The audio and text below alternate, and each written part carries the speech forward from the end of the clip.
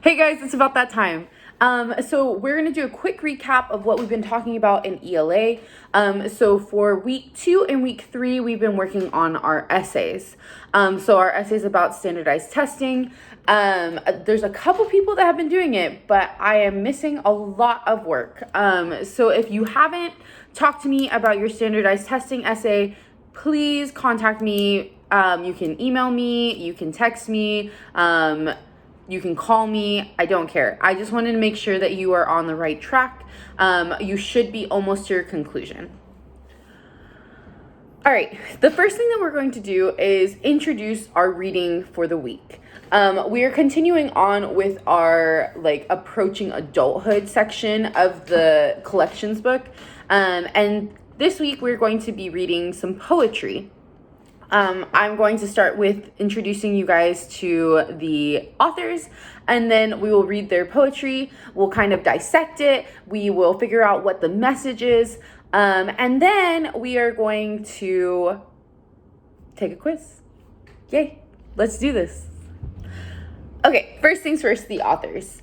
So Audre Lorde is the first author that we're going to be reading, or poet. And she was born in New York City and found early success in writing poetry. Lorde used poetry as a means of expression and a way of communication. She became a published author when a popular magazine published one of her poems while she was still in high school. In addition to poetry, Lorde also wrote acclaimed essays and novels. She won many important awards for her writing and worked to support several local causes close to her heart. Toward the end of her life, Lorde took the African name Gamba Alisa, which is believed to mean she who makes her meaning clear. Pat Mora is the second poet that we were going to be reading, and she was born in El Paso, Texas. Hey, Texas! She comes from a Mexican-American family and considers herself fortunate to be bilingual and to have the ability to write in both Spanish and English. She has written several books of poetry, as well as children's books and essays. Mora takes pride in being a Hispanic writer. She says that she will continue to write and to struggle to say what no other writer can say in quite the same way that she can. Family, Mexican-American culture, and the desert are all important themes in Mora's work. So, pull up your copy of the poems. They are on Google Classroom in the materials for both Thursday and Friday of this week. All right, so quickly let's go over the purpose. So both of these poems that we're going to read from Audre Lorde and Pat Mora focus on communication during adolescence.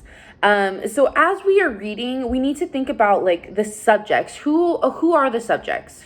And how are their viewpoints presented?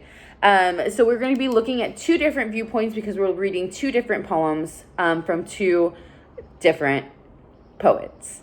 And so what I want you guys to really pay attention to is how is the message communicated to the readers? How is the poet using their words to communicate a message? And what is the message?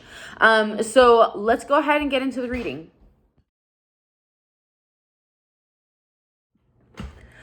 The video for Hanging Fire by Audre Lorde is available under materials. Just go ahead and click on it. It's a YouTube video. Listen to it. Read along with the speaker. And just make sure that you are taking the time to really understand what this author's message is and how is she presenting that message. Now we're going to go ahead and get into teenagers.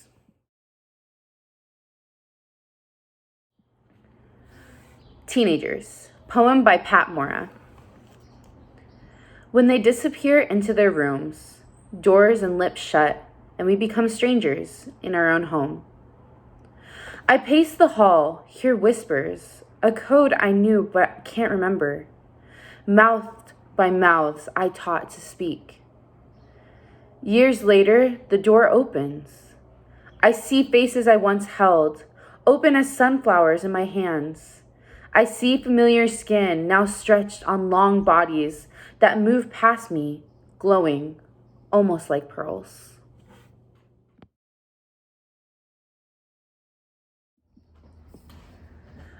Okay, so now that we've read and listened to these two poems, Hanging Fire by Audre Lorde and Teenagers by Pat Mora, we are going to engage in a discussion.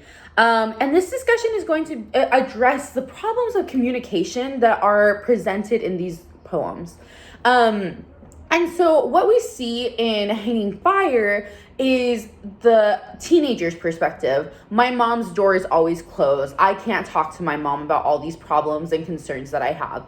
And then in Teenagers, you get the mom's point of view, where the mom is talking about how she feels like their lips become shut and they become strangers in their own home. And so what we're going to be exploring is these issues with communications. Like, why are these problems so prevalent in teenager parent relationships? And we are going to be using these texts to really help our discussion about these issues. So before we move on, go and listen to the poems again, or go and read it on your own, and then come to the discussion so that we can really like delve deep into these poems and identify some issues and solutions that we think would help these lines of communication between teenagers and their parents. So go read.